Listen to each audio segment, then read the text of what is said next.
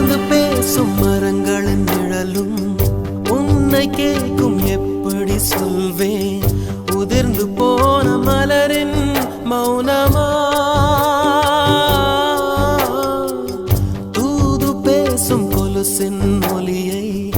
அறைகள் கேட்கும் எப்படி சொல்வேன் உடைந்து போன வளையல் பேசுமா உள்ளங்கையில் வெப்பம் சேர்க்கும்